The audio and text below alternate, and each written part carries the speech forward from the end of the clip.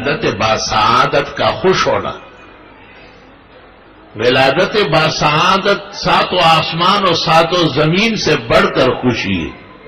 ہر مومن مسلم، یہ کسی کے باپ کا ٹھیکہ نہیں ہے. اس کے بدعت اور فضول بےہودہ اعمال سے کوئی نبی کی روح پرفتوح خوش نہیں ہوتی، بلکہ آپ کو تکلیف پہنچتی ہے. حدیث شریف میں رسول اللہ صلی اللہ علیہ وسلم نے ایک دعا بیان فرمائی کہ رات کو سوتے وقت یہ پڑھا تھا. اس میں الفاظ آمنت بکتابک الذی انزلت وبنبیک الذی ارسلت. جب وہ دعا برائے ابن عازب سنانے لگے تو بنبی کی جگہ پڑا وہ برسول کا. آپ نے کہا ہاں میں نے آپ کو بنبی کا کہا، رسول نہیں کہا ہے، حالانکہ رسول کا مقام نبی سے اونچا ہے. آپ نے کہا میرے الفاظ بدلنے کی ضرورت نہیں ہے. تو تم کیوں بدل رہے ہو؟ ابو بکر صدیق نے کتنے تہوار منائے، عمر نے، عثمان نے اور علی نے. ان کے پاس جو بڑے سربراوردہ ہے اور بڑے علم کے دعوے دار ہے وہ لوگوں کو دھوکے دیتے ہیں. یہ پنکھے بھی نہیں تھے نبی کے زمانے میں، یہ مولانا والا فانوس بھی نہیں تھا، اور مولانا بخاری کا ختم کراتے یہ بخاری تھی، یہ تو نہیں تھی بعد میں. تو دیکھو ہماری بدعت کو بھی برداشت کرو. شرم کر وے، اور شرم کر. اور بے حیا انسان. دلیل تو نہ تیرے پاس ہے نہ تیرے باپ کے پاس تھی، وہ بھی ایسے ہی گزرا ہے خالی ہاتھ. مغالطے دے سکتے ہیں. یہ جو چیزیں ہیں یہ دنیا کی ہے. مسجد میں لگ گیا تو ثواب ہو جائے، اگر یہ کسی گناہ کی جگہ میں لگے تو گناہگار ہوگا آدمی. اور پیغمبر کی سیرت منانا یا پیغمبر کا میلاد منانا وہ تو حدود شرم ہے. بھئی حضرت کے ولادت کا دن ہے اور آپ نے قرآن خوانی کی، آپ نے ایک عالم دین کو دعوت دی کہ آئے تھوڑا سا بیان فرمائیں، آپ نے فقراء مسکینوں کو کھانا کھلایا، یا 12 وفات جیسے آج 12 وفات ہے. اس میں کس کا کیا اختلاف ہے؟ فقی الہند اور محدث الہند مولانا رشید احمد گنگوئی، انہوں نے فتاوی رشیدیہ میں لکھا ہے اس میں کسی کا کوئی اختلاف نہیں، یہ سب کے ہاں ثواب کا کام. لیکن ایک خاص طریقے سے میلادیں بنانا اور میلاد کے لیے چھوٹے چھوٹے بچوں کا استعمال کرنا اور دھوپ اور سردی کا لحاظ کیے بغیر چلے جانا اور جلوس یہ تم نے کیا تماشا رچایا ہوا ہے؟ یہ جلوس ذرا عید الفطر کو نکال کے دکھائے، عید الاضحیٰ میں قربانیاں چھوڑ کر کے جلوس نکال کے دکھا دے. یہ تم نے اپنی طرف سے چونکہ عید منائی ہے اور اس کی شرعی حیثیت بالکل نہیں ہے، اسی لیے لوگوں کے گلے سے اتارنے کے لیے آپ کو یہ تکلف کرنا پڑتا ہے. ہمیں تو آپ پر رحم آتا ہے کہ بننا ہے منانا نہیں ہے. بس فرق صرف اتنا ہو گیا کہ حضرت محمد مصطفیٰ احمد مجتبیٰ کی تشریف آوری، آپ کی تشریف آوری کا کیا کہنا ہے.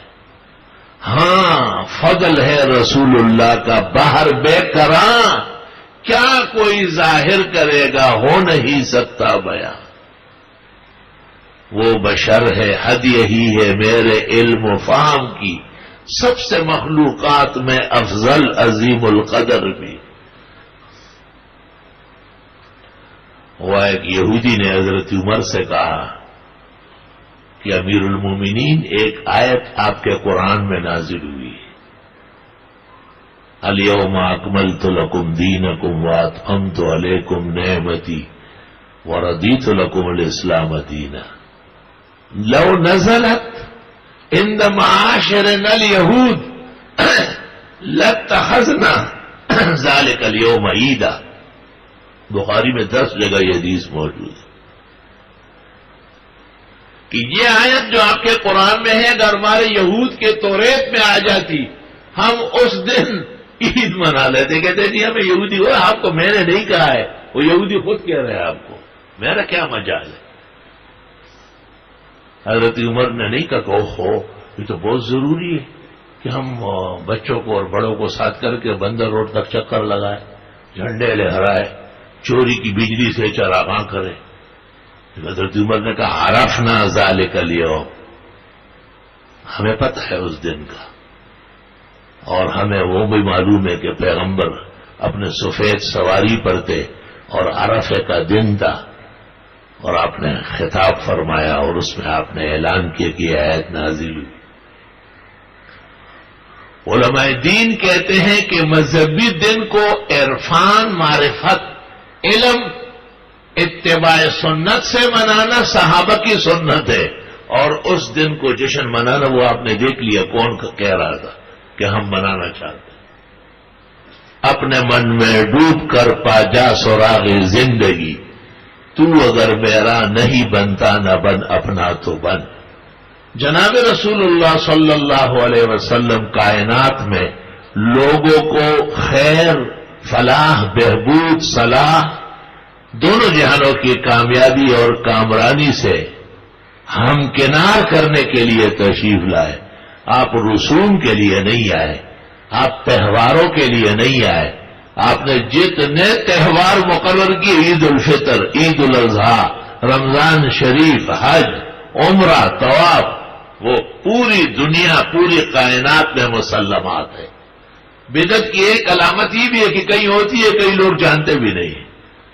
ان کے ہاں جشن عید میلاد النبی ثواب کا دن ہے.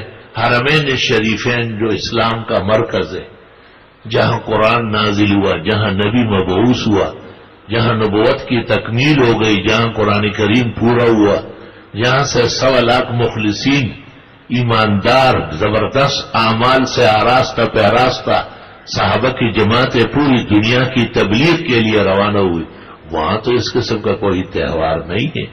اللہ سبحانہ و تعالی مسلم امت کو اپنے رسول اور نبی کی حیات جاویدہ کے مطابق زندگی بنانا نصیب فرمائے.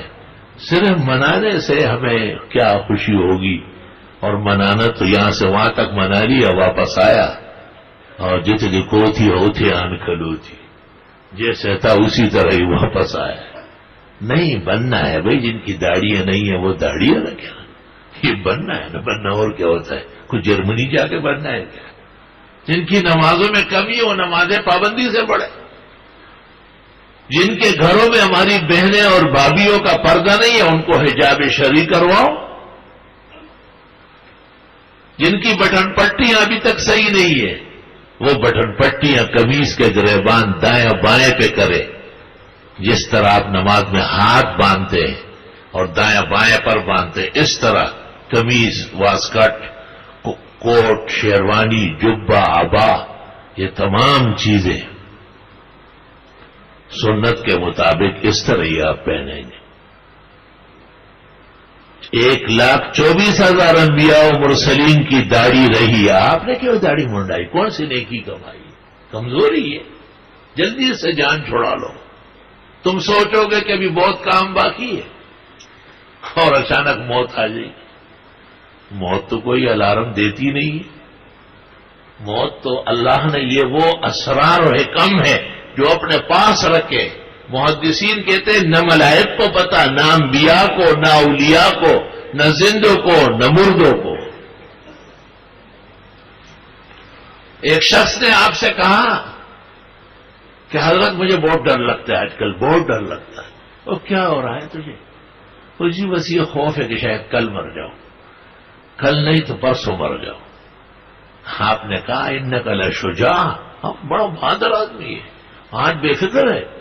آپ نے اسے کھجور ہاتھ میں لی اور فرمائے اس کھجور کے میرے منہ میں پہنچنے سے پہلے مجھے خوف ہے وہاں رسول اللہ کہ میری موت آ سکتی ہے. اس درمیان میں آپ تو بڑے بہادر بنے ہوئے، کل کی باتیں کر رہا ہے، پرسوں کی کر رہا ہے.